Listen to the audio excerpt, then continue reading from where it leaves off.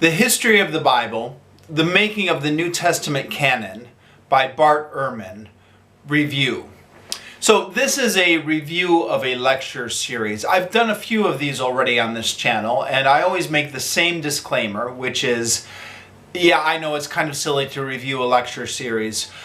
You probably, in all honesty, would be better off listening to the lecture than just listening to me. And I'll link to the lecture down below, so feel free to just skip this review and check that out. That caveat aside, I'm going to ramble on here. Maybe I'll say something interesting, maybe I won't. No promises either way. I don't know if you can hear it in my voice. I've got a slight cold I'm fighting. I've got some water here that I might drink from time to time, so apologies in advance, but I am going to try and get through this. So first of all, where to find this?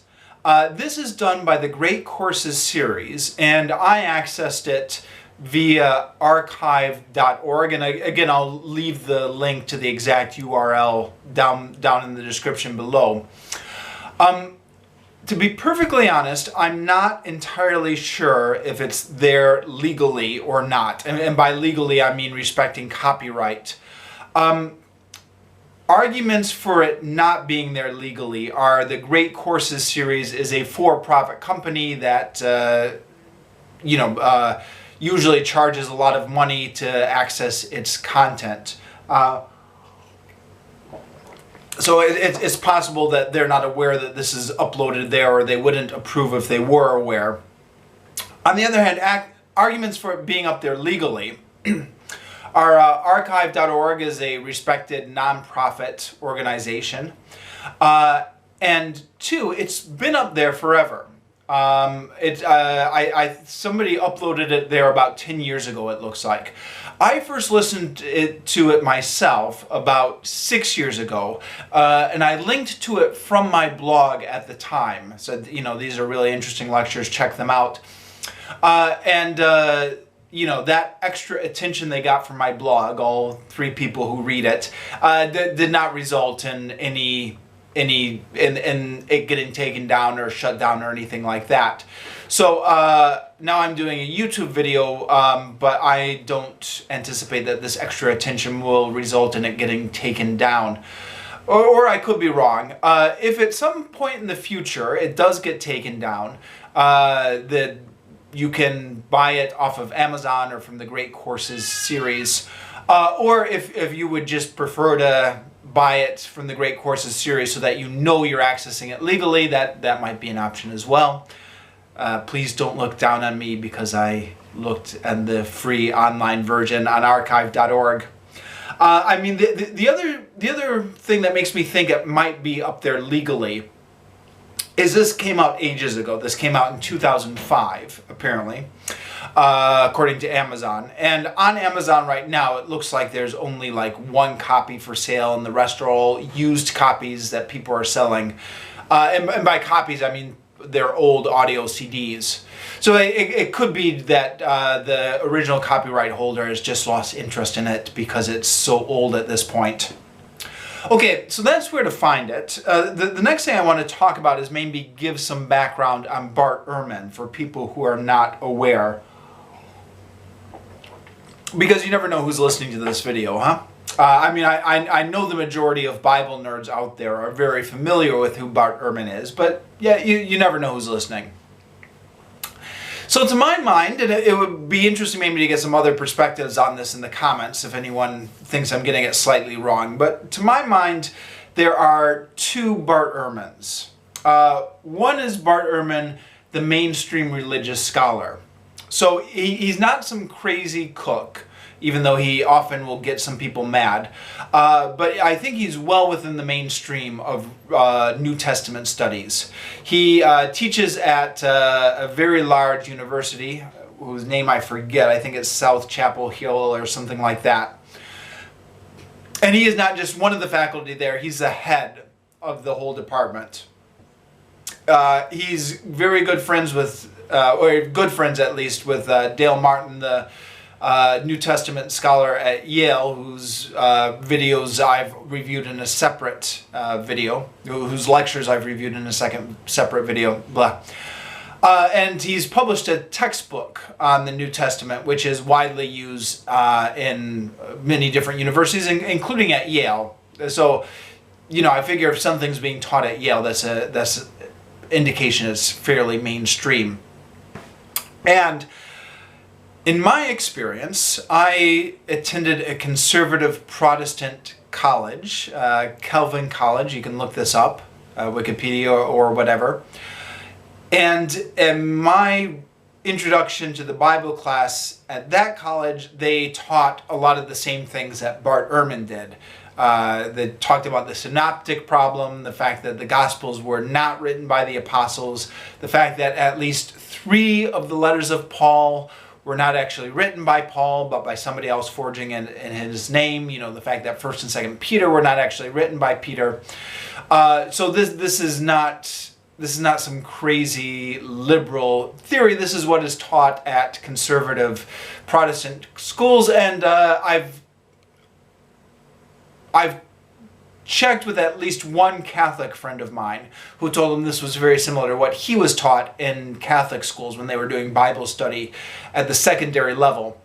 So I think all of this is in the mainstream. And in fact, some of this actually goes way back into church history. Like the fact that people didn't think there was any possible way that 2nd Peter could have been written by the Apostle Peter. Yeah, it goes back at least to John Calvin, if not before. So, it's something that they don't tell you in Sunday school, when you're going to church every week. But this is what scholars believe from across the spectrum, even at conservative Christian schools. What makes Bart Ehrman... Point number 2. I said there were 2 Bart Ehrmans. There was Bart Ehrman, the mainstream scholar, and then there's Bart Ehrman, the polemicist. Where Bart Ehrman takes maybe a rather confrontational attitude towards Orthodox Christian belief or mainstream American Christian belief. And by way of example, maybe sticking with the letters of Paul. So, like I said before, it is believed across the spectrum in biblical studies, from the conservative scholars to the more liberal scholars, that 1st and 2nd Timothy and Titus were not written by Paul, even though the letters clearly claim to be written by Paul. They were written by somebody who was using Paul's name, but was not Paul. Now, this is believed across the spectrum in biblical studies, but when I was at a conservative Protestant school, the professor there was at pains to say that there was nothing wrong with this. This wasn't anyone attempting to be dishonest or lying. This was the culture at the time. It was a tradition for people who were in various philosophical schools to just emulate the names of the people in whose school they were. And it wasn't any attempt to be dishonest or anything like that. So they were acknowledging that the three pastoral letters, 1st and 2nd Timothy and Titus, were not written by Paul, but they were attempting to say this was no problem for the Christian faith. Bart Ehrman, on the other hand, tends to find these issues and go more on the attack with them. So the tone of his writing, he is either explicitly saying or very much implying that this should be a problem. This is dishonesty. And in one of his books, Forged, he goes to considerable length to illustrate that this was considered very dishonest back even in the ancient world, just as it would be considered dishonest today. And it's a problem that in the Christian holy book, where you're taught to be moral and never lie and blah, blah, blah, blah, blah, there are at least 3 books, well, probably more, 3 books blatantly lying about who the author is. So that's an example maybe of where he's taking what's well within mainstream biblical scholarship. And again, they don't tell you this at Sunday school, but take my word for it, or look this up yourself. This is well within the mainstream of biblical scholarship. But then he's pushing this. And Bart Ehrman has a whole history with this. He was a he was a fundamentalist Christian who became an agnostic in part because of biblical scholarship and what he realized about the truth claims of the Bible, without getting into the whole thing. So all of that, apologies, was a very long and convoluted way of saying that I believe that the actual content of this lecture series is fully within mainstream biblical studies, but there's a bit of an edge to it that you wouldn't find with other authors. There's a bit of a polemical edge where he's pushing how uncomfortable these scholarly beliefs are or should be for mainstream Christianity. And this is something that sometimes he does explicitly and sometimes it's just hinted at with various degrees. I found these lecture series absolutely fascinating. And part of it, of course, is Bart Ehrman is just a charismatic speaker. That's part of the reason he's become so famous. I was surprised when I learned that these were done in 2005, because I was looking this up a little bit, Bart Ehrman's publishing history. The book, I think, that really put him on the map, at least as far as I remember, was Misquoting Jesus. That's the book that kind of made a splash and got him on NPR and got him out in the media. His other big book was Jesus Interrupted, which was just looking that up right now. It came out, I guess, in 2009. This lecture series was done in 2005, according to the date on Amazon, which, yeah, means it was the same year that Misquoting Jesus came out. And fair enough, Bart Ehrman was a hot commodity in 2005. But I'm surprised it didn't come out the following year, right? Because you would think it would take time to organize these contracts and schedule it and do the recordings and stuff like that. I mean, did they already have this in the pipeline before Jesus Interrupted was published? Was Bart Ehrman famous enough before Misquoting Jesus for the Great Courses series to recruit him? Yeah, I don't know. Apparently, I guess.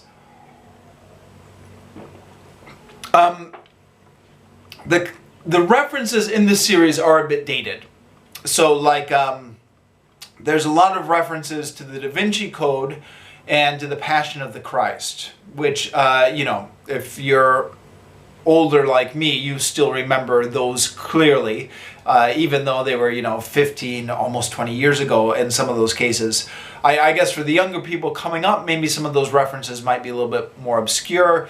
There's also talk about George W. Bush and his pledge not to raise taxes is used as an illustration at one point. So, the cultural references are very much 2005, back when the Passion of the Christ was a very big deal and when the Da Vinci Code was a very big deal.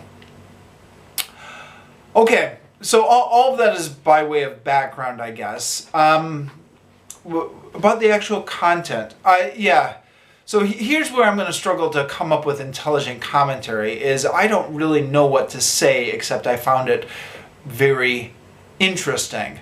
I've already reviewed Dale Martin's series on the New Testament. This covers a lot of the similar ground, except it's got a little bit more of a polemical edge to it, but that polemical edge can make it quite interesting. When I reviewed Dale Martin's series on the New Testament, I did complain in that a little bit, that there was stuff that was apparently being studied in the sections, which is like the small group study groups, but didn't actually make it into the lectures. In this case, the lectures are the whole course. This is meant to be sold as like audio CDs. So everything's in here. And particularly when I was talking about Dale Martin's course, I mentioned that the synoptic problem didn't get explained in the actual lectures itself. Bart Ehrman's lectures, by contrast, I thought did a very good job of describing the synoptic problem as a problem, which is namely, the Gospels claim to be written by 4 different apostles, Matthew, Mark, Luke, and John. But Matthew, Mark, and Luke contain large sections which are word for word identical. So how could it be written by 3 different apostles? It looks like somebody must have been copying off of somebody else. Bart Ehrman, I think, does a very good job of walking you through this step by step, at least at the beginning. He says, sometimes I have trouble explaining to my students that you can't have 3 passages that are word for word identical by coincidence alone. So he talks about this whole lesson, or this whole thing he walks them through, where he gets up in the front of the class and he does some stuff and he has them write it down and they compare their versions, and none of the versions are the same. I'm giving an abbreviated version of that because there's no point in me just trying to reproduce the lecture. You can go listen to his lecture. But I thought it was a very good version of walking through the synoptic problem step by step. And in fact, I later used his own analogy for my own review of The Case for Christ by Lee Strobel, and borrowed Bart Ehrman's explanation pretty much exactly in my review of that, which I'll get to on a different day. Where I thought it fell short a little bit was he stopped there, and then he just said, and scholars believe that Matthew and Luke were copying from Mark, which is true enough. That is what scholars believe. But I thought, well, but don't stop there. Explain to us why scholars believe Matthew and Luke were copying from Mark instead of vice versa. And I think the reason that he was reluctant to get into that, and at least my impression from other Bart Ehrman stuff that I've read, is when he's writing or speaking to a popular audience, he's a little bit reluctant to get into the weeds of it, because there are linguistic reasons why scholars believe that Matthew and Luke are copying from Mark instead of vice versa. And some of this, I think, probably can't be fully explained unless you've studied ancient Greek, which I've not done. But I think you can make some generalities. You can say things like Matthew and Luke seem to be softening the image of Christ that's in Mark. Matthew seems to be correcting some of the language that's in Mark. Some of this type of stuff you can talk about in general terms without getting into the syntax of the actual Greek sentences or some stuff like that. But I think Bart Ehrman is reluctant to even go there with his stuff designed in popular audiences. Going off another one of his books, but when I was reading Forged, he pretty much just said, I'm not going to get into the linguistic arguments for why scholars think this is forged, because it would all be very boring and not interesting to people who don't know ancient Greek. So that he doesn't say as much explicitly in this lecture series, but that seems to be what he's going for. It seems to be the thought process, I think. So, yeah, I was a little bit disappointed that he didn't get more into that. And there are other cases as well, when he's talking about, the letters of Paul that we don't think are by Paul. He doesn't get into the details, but he does get into a number of other interesting things. I don't know. I mean, it's silly, isn't it? I shouldn't be complaining about what isn't in these lectures, especially because it's just free on the internet. I should just be talking about all the interesting stuff that were in these lectures. Part of the reason I'm not doing that, actually, is because I'm trying to avoid me just regurgitating stuff that's in the lectures, because that you can just go listen to the lectures. And by all means, go listen to the lectures. They're really interesting. He talks about not only the New Testament, but the history of how these texts became sacred scriptures, the discussions over what books to include and what not to include, how the canon came about, why certain books got left out.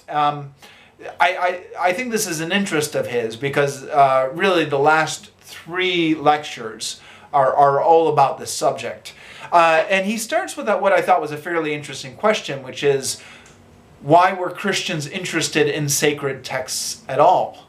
Which I've never really heard anyone address that question. People just take it for granted that of course Christians would be interested in sacred texts. But he said, other religions weren't. And aside from the Abrahamic religions, Judaism, Islam, and Christianity, I think a lot of the other world religions are not based on sacred texts, right? Like Buddhism isn't so much based on sacred texts, or Hinduism isn't so much based on sacred texts. I mean, they do have ancient texts, but this idea, I think it is unique to the Abrahamic religions, or the religions of the book. Even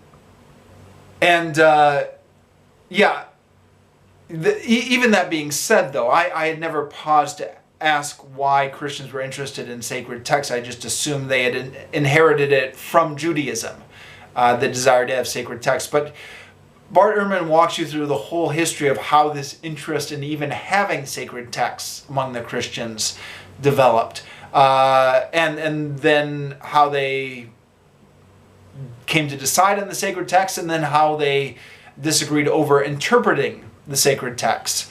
Now, arguably, I don't know, it depends what you want out of these lecture series. Arguably, this is getting away from the topic of the New Testament, because if you just want to focus on the canonical New Testament that we have now, and you don't want to talk about some of the apocryphal books which are not actually in our canonical New Testament, then maybe some of this is a distraction. But again, it's all free on the web and it's all interesting enough. Bart Ehrman spends a lot of time talking about Paul and talking about the different focuses of Paul's letters. I thought he did a very good job of explaining very clearly what the different focus of each letter was. And this is something that often gets confused. Again, in the Dale Martin lectures, he talked about Paul theology in general, but he didn't really delineate what the specific purpose of each letter was, at least not in a very clear way.